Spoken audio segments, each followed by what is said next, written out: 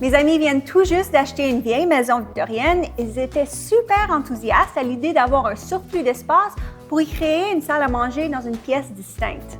Ils m'ont demandé de les aider à créer un espace époustouflant. Cette pièce n'avait pas vu un coup de pinceau depuis des décennies. Elle est d'une bonne dimension, 12 pieds par 12 pieds. Elle a une magnifique fenêtre en baie, de hauts plafonds, de belles moulures couronnées et un médaillon d'origine. Cette pièce permettait beaucoup de choses. Tout ce dont elle avait besoin, c'était une bonne couche de peinture fraîche. Comme c'est une vieille maison victorienne, la pièce avait déjà beaucoup de caractère et les propriétaires l'aimaient et voulaient la mettre en valeur. Donc, après avoir bouché des trous et fait beaucoup de nettoyage, j'avais en tête un projet de peinture que je voulais vraiment essayer et je savais que cette pièce serait idéale pour le réaliser. J'avais l'idée de créer une bande géante allant du plafond à la fenêtre, puis jusque sur le plancher, qui amènerait le regard directement dans la pièce. Bien que j'étais heureuse de voir du jaune sur les murs, je savais qu'on allait devoir repartir en neuf. Ça ne s'agençait pas avec les meubles que nous allions ajouter dans la pièce, alors il fallait revoir la palette de couleurs. J'ai été inspirée par les couleurs tendance 2021 de Behr. J'ai été attirée par leurs teintes chaleureuses et audacieuses qui envelopperaient la pièce le soir venu. Je voulais aussi ajouter une couleur plus éclatante pour le jour. C'est pourquoi je me suis inspirée de ces couleurs tendance, mais j'ai aussi choisi des teintes légèrement différentes qui s'agenceraient mieux avec les meubles et les œuvres d'art que j'allais y ajouter. J'ai commencé par appliquer la couleur Prélude de Behr, qui est un beau bleu-gris sur les murs, les moulures et sur le plafond.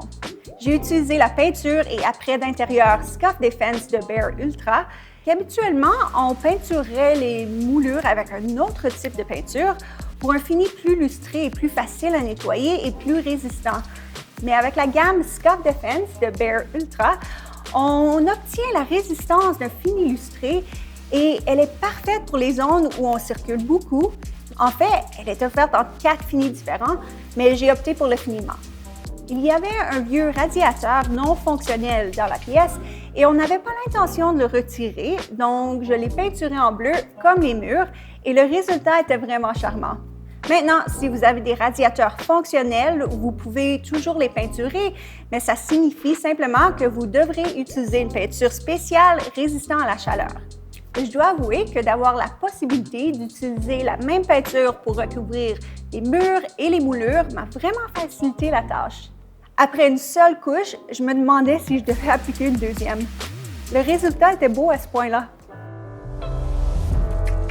Pour la bande traversant le centre de la pièce, j'ai choisi une couleur appelée Raisin sauvage, qui est un bourgogne profond.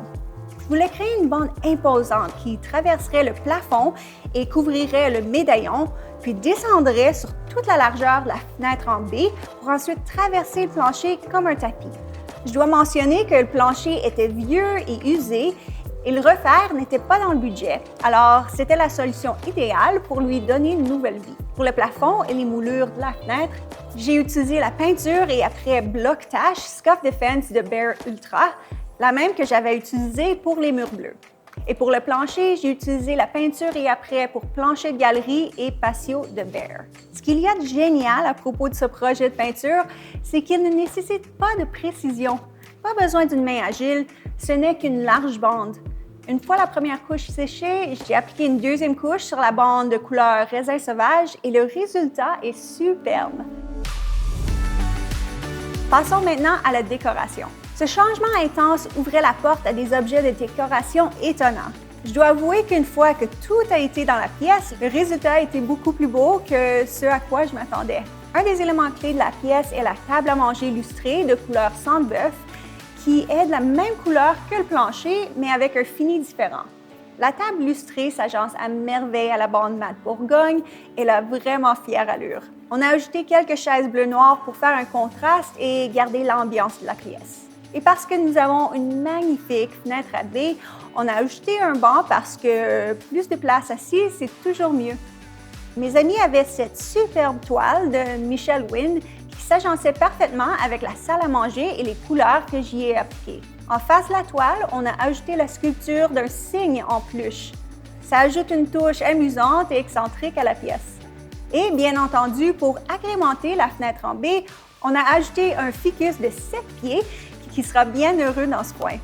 De l'autre côté, on a ajouté un buste pour souligner l'aspect classique de la pièce.